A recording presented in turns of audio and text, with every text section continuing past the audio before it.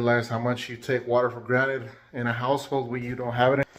After 3 weeks of not having any water, it feels good to have water back in the house once again. We're getting there.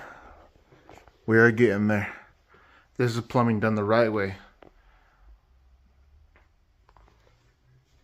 Not ran underneath your concrete slab in your new house. That's not the right way.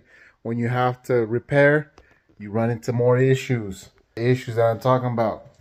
You rip up flooring, you rip up carpet, and you break concrete, and you still can't fix it. What are you gonna do?